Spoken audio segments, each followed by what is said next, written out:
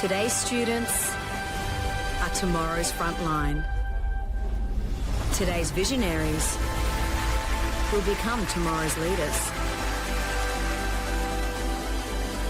And today's research will discover tomorrow's solutions.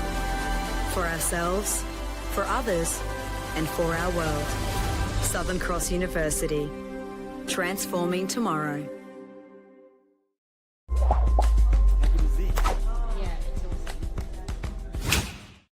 G'day and welcome to the National Virtual Expo. I'm Rob Malicki coming to you today from Garrigal in Sydney. And welcome to this session on getting into medicine and understanding the UCAT, the University Clinical Aptitude Test. These are key things if you want to get into medicine or some of the other clinical degrees. And I'm joined today by Vikram Penikalapati from Mission Med. These guys really know what they're talking about when it comes to getting into medicine and also the UCAT. If you've got questions as we go, make sure you ask them in the chat, wherever that is for you. And if you're watching this on the replay, you can jump in the Choosing Your Uni Discord to ask any question you've got, and parents can join our Facebook community as well. Every single question will get a personalised answer. Without further ado, let's jump over to Vikram to find out about getting into medicine.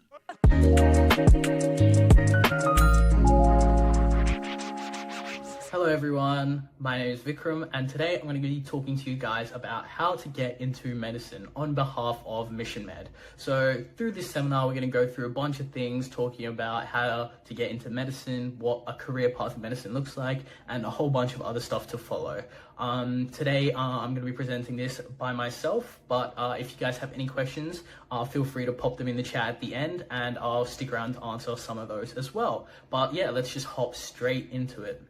So starting with who we are, Mission Med is a company built around medical entrance, dental entrance, and the main sort of focuses are helping students through their whole journey towards getting into medicine. And you might be unaware of what that journey entails or what is included in that, which is what we'll kind of go through. But before we start that, I'll talk to you about who started this. So we have the three people who founded Mission Med, Dr. Jason, Matthew, and Mukund. Dr. Jason is a physician already, and Matthew and Mukund are UCAT final year med students. And they kind of realized that students had a tough time navigating this pathway. They realized they had a tough time understanding what to do in terms of applications, how to prepare for the different aspects of medical entrance. And so they decided to start this company to kind of help students understand, help students prepare for these things. So it's been quite a while now. They've helped hundreds and hundreds of students get into medicine, some of them who have even graduated before them. Because Matthew and Mukund do a 7-year course. So yeah, it's been really a great journey for them, and we're really happy to see all these students kind of go through and become successful with their journeys.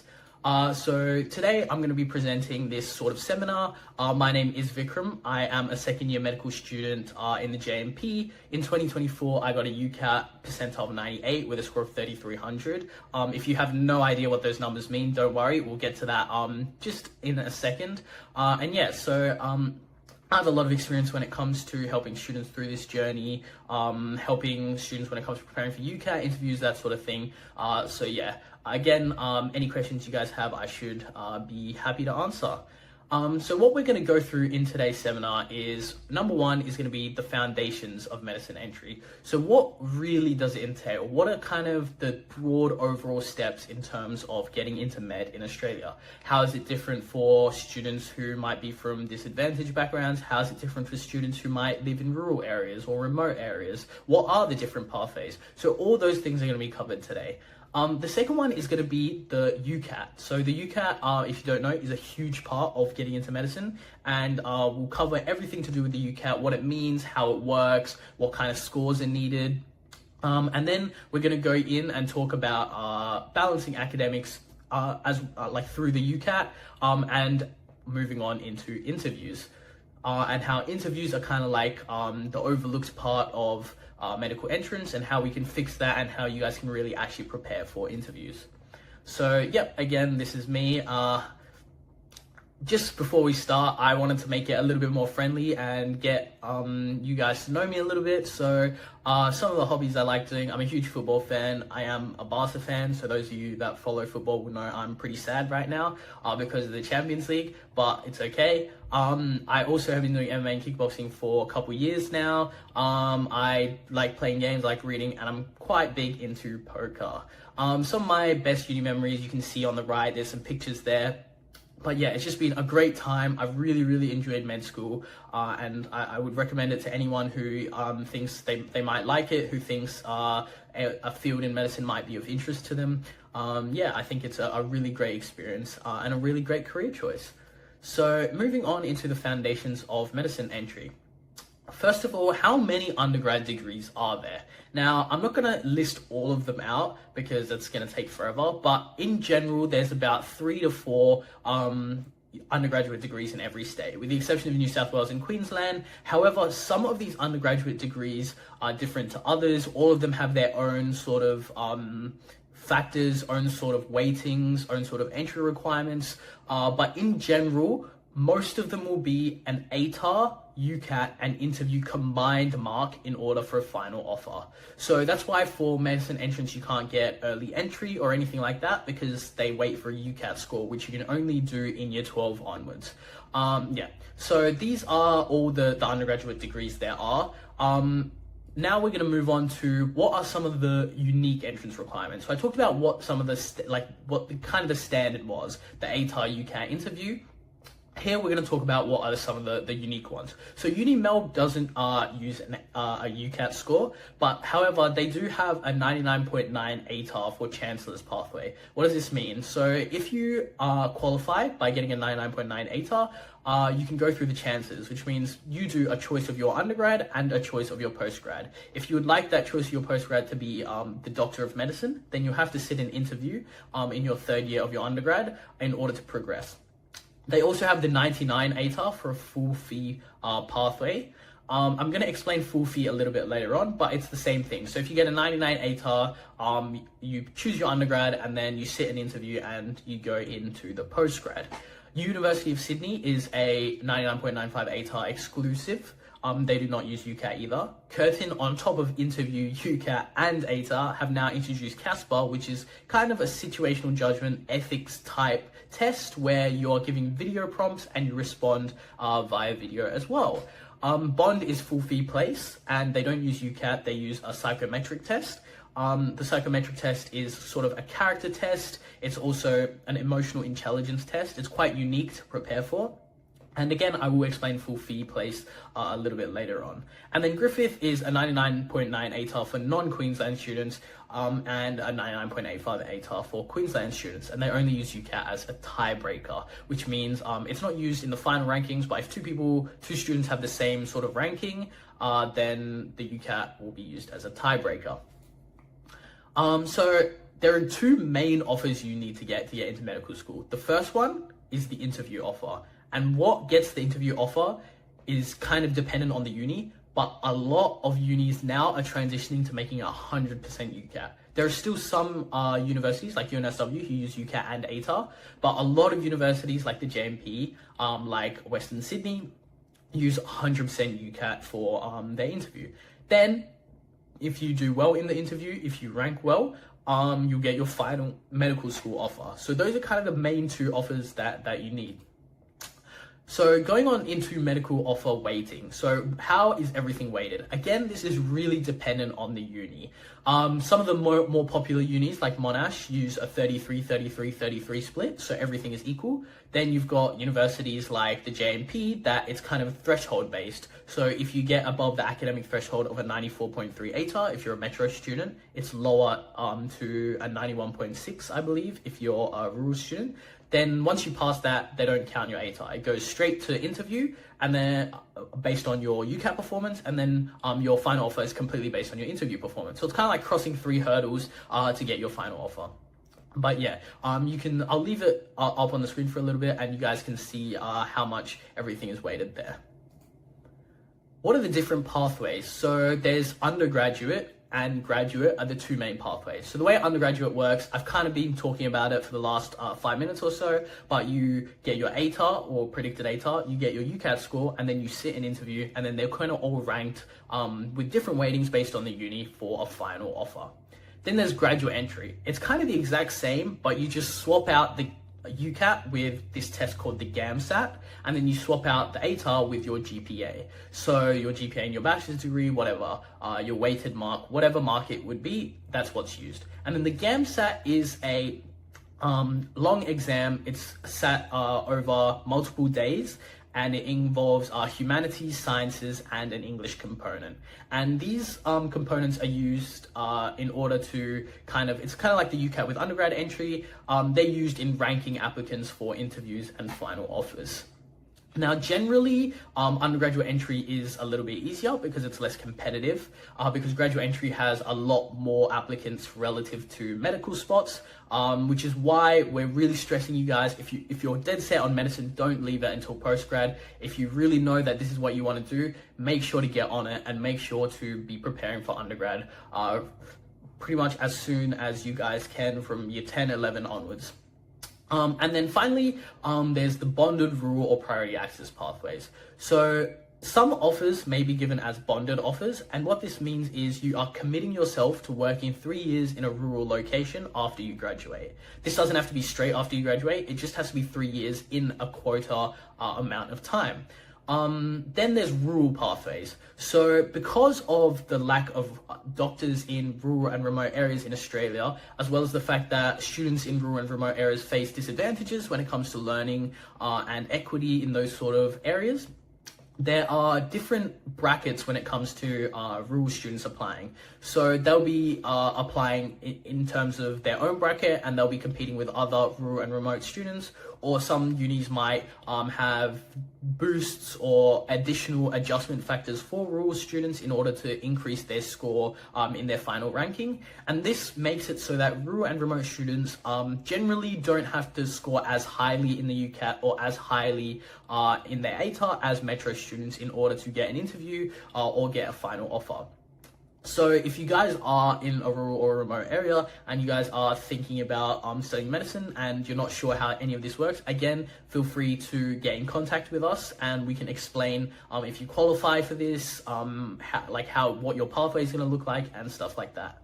As well as that, there's adjustment factors. So what this is different university bodies, so for example in NSW it's UAC, will be able to give adjustment factors to your ATAR. So for example, if you experienced hardship during year 12 and you feel like you deserve adjustment factors, or you're dealing with something your whole life, like maybe there's an illness or maybe there's a learning disability that affects your ability to learn or perform as well as you should have, you can apply for adjustment factors through the portal, and that way they will assign you based on a case-by-case basis a boost to your ATAR.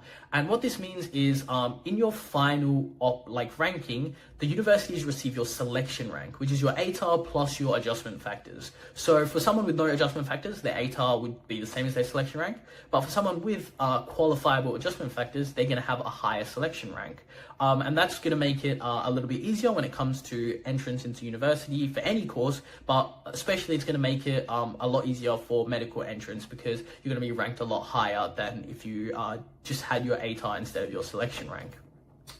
this is kind of the general timeline we like to follow when it comes to preparing for med. So starting preparation from December for the UCAT is very helpful. It builds sort of a good base, and I'm talking about from December in year 11. So it builds a good base foundations for you to work off them in like the intensive 2 to 3 months leading up to test day, where you kind of do a lot of mocks and stuff like that. It's also incredibly important to kind of make sure you don't neglect your ATAR throughout the whole year. Make sure you're studying for your trials, etc.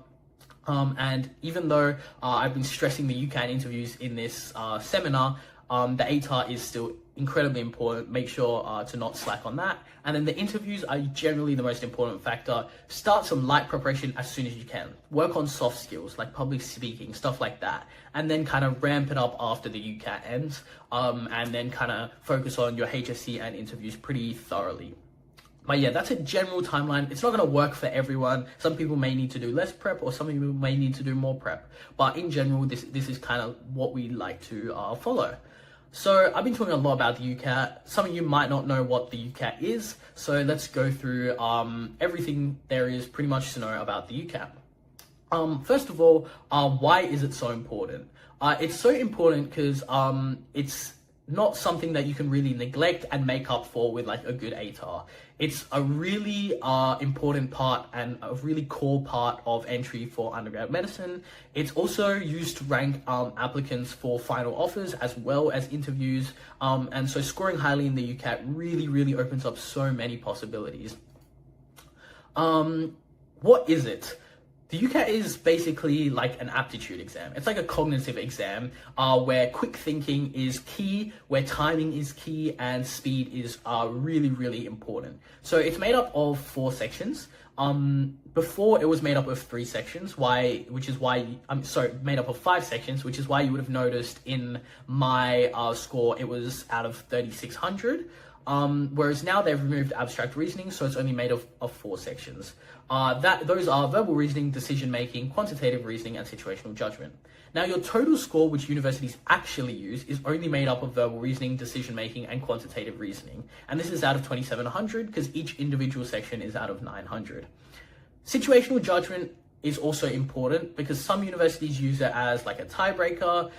For UQ Dent, it's used as part of your final score as well, so it's added on to your total score. But generally, it's less important than the other 3 sections because the other 3 sections actually add up to your final score.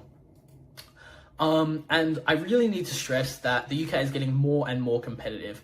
Students are learning how to prepare, they're understanding how to prepare for the UCAT, and they're really working hard, and there's more and more competition every year. For example, last year there was like 16,500 students, whereas the year before there was only like 15,000. So every year more and more people are wanting to do medicine, and so that's why the scores are getting so competitive. For a 99th percentile, there's been an 8% increase in the score needed from just a few years ago. And so that's really, like, it could be really scary to see, but it should just get you guys more motivated to kind of work harder and to start preparing a lot earlier in order to make sure you guys are ready and prepared for the exam. Little bit of a breakdown for each individual section. Verbal reasoning is 44 multiple choice questions with 11 passages in 22 minutes. So 22 minutes for 44 questions. This one is about speed. And this one is really about how you can understand verbal information and evaluate it as quick as possible. Now, it might seem like, this is just gonna only be for people who can read fast or understand text really easily, but that's not the case. There are so many techniques that you guys can pick up, so many techniques that are taught in order to effectively do well here. Decision making is 35 questions in the Australian version. It's approximately 37 minutes, and that means you get just over a minute for each question. And that's because these are a little bit more drawn out. These are a little bit more methodical. So decision-making questions are like logic puzzles. They're like syllogisms. They're like interpreting arguments and data, stuff like that. So this is kind of where the evaluating complex scenarios, understanding risks and benefits, and also evaluating information through Venn diagrams, data, and probability really come in. So this is not so much a test of speed as verbal reasoning. This is more a test of evaluating a lot of information, a lot of different types of information, as well as kind of different ethical scenarios as well. So yeah, decision making really I think it's a really fun part of the UCAT exam, but it's really varied, and again, there's so many tricks, so many tips that can be used, and it just makes your life a lot easier when it comes to approaching this subtest. Quantitative reasoning, basically just maths. It's your ability to analyze numerical information quickly and accurately, and that means that's just a long drawn out way of saying this is quick maths. And there's so many tricks when it comes to this as well. Learning how to use the on-screen calculator, learning how to and when to use the notes under graphs, when to ignore them, stuff like that is really going to save you a lot of time and help you do well here as well. And then finally, situational judgment is kind of like a ethical scenario test where it's a lot of rapid fire questions giving you heaps and heaps of scenarios where you kind of have to evaluate things like professionalism, patient safety, and stuff like that. Again, this is not as important as the other three sections, but it still is a good thing to do well in. So you might be wondering, okay, that's all well and good, but what score do I actually need? We can't tell you one specific score because every university is different, but on the screen are some of the cutoffs from 2026 and 2025 intakes. For example, for 2026 intake for the JMP, it was a 2510 cutoff, and 2520 was the 99th percentile. So you can pretty much assume that this year it's going to be a 99th percentile cutoff, and from this year onwards, it's going to just keep increasing and increasing.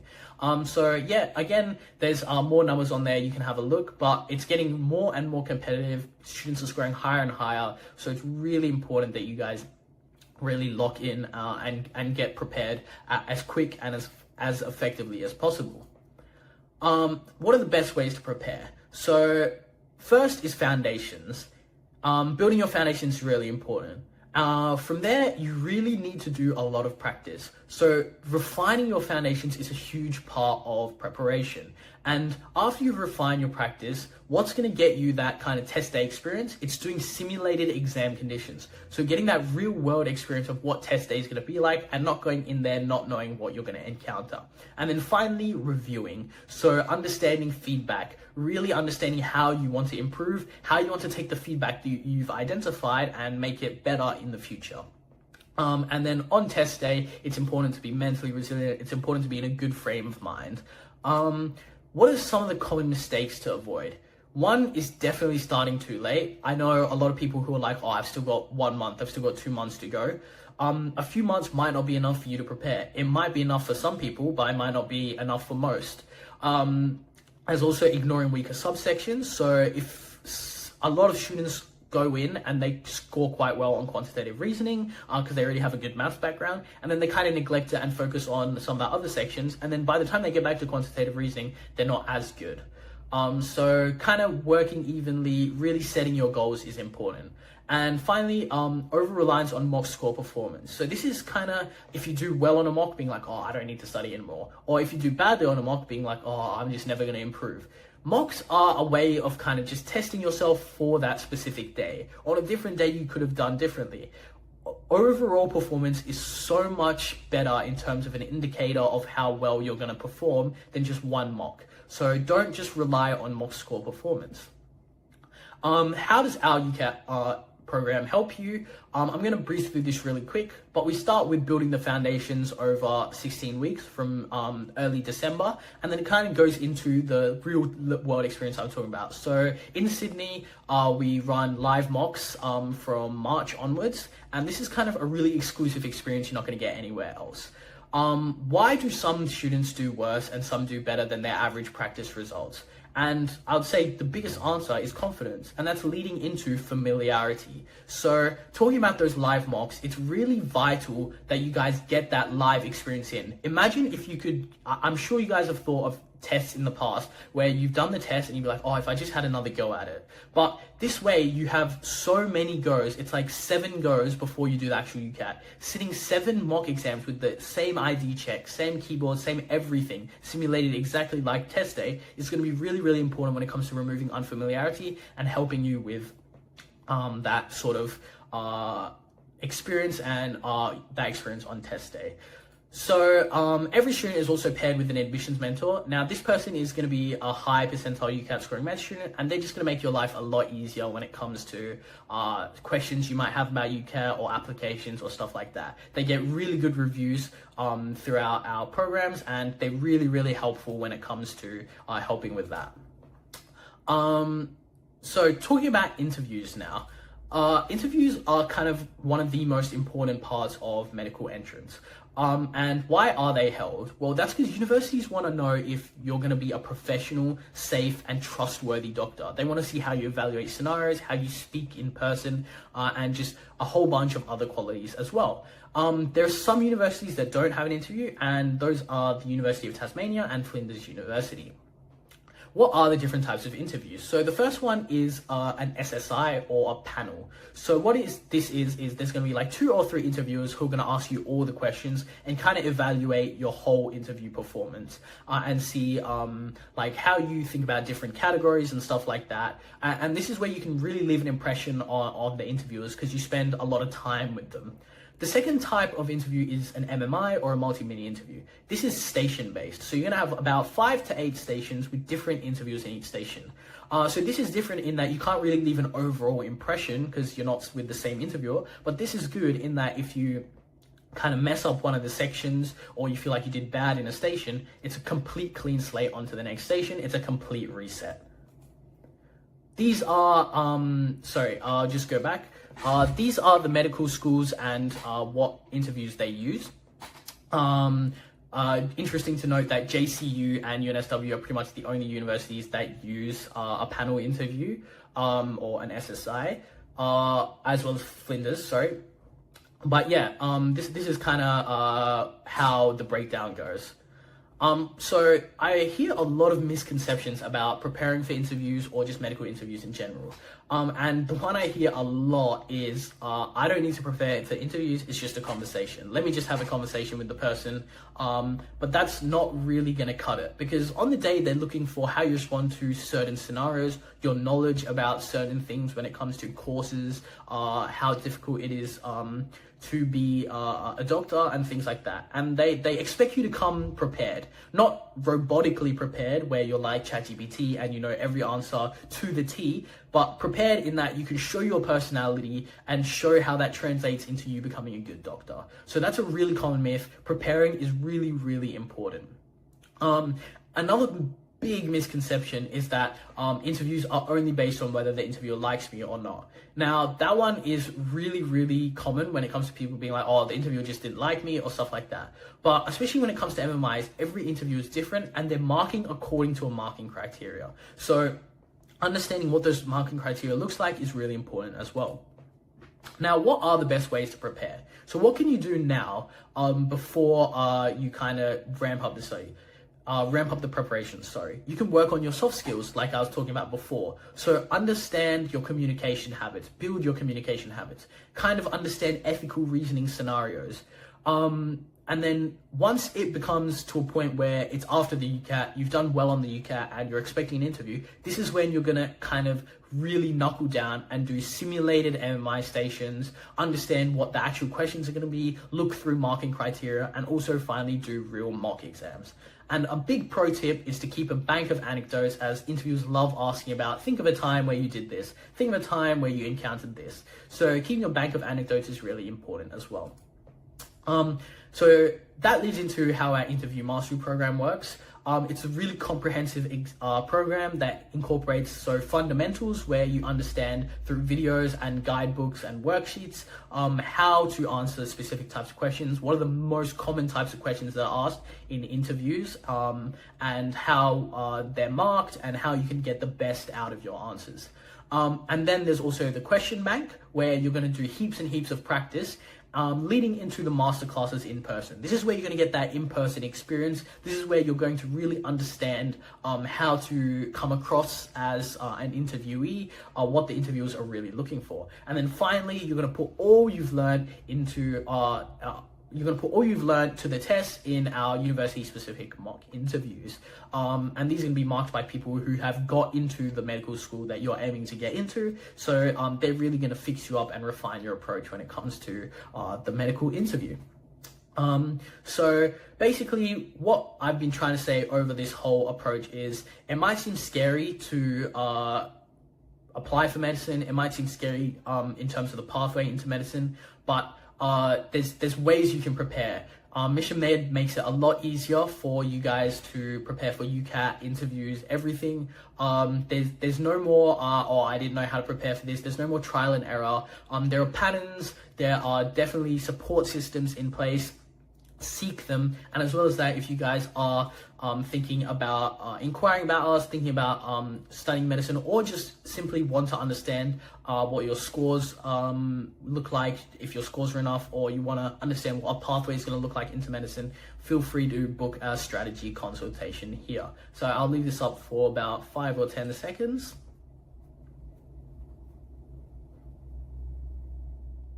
Great. All right. So that comes to the end of this presentation. I hope you guys found this helpful. And again, if you guys have any questions, feel free to pop them in and I'd be happy to answer. But otherwise, thank you guys for listening and have a great rest of your day, especially if you're watching some of the other seminars. I'm sure they're going to be great.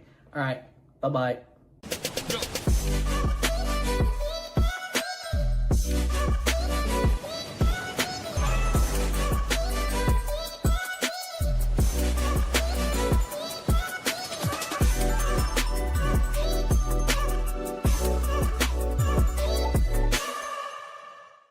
Well, I hope you got something out of this session. And if you have any questions at all, you can head to choosingyouruni.com and ask Lumen. Lumen is your AI guide who knows about every university, every pathway, every option that we've talked about throughout this virtual expo. And Lumen is available to talk to you 24/7. So it's ready when you are.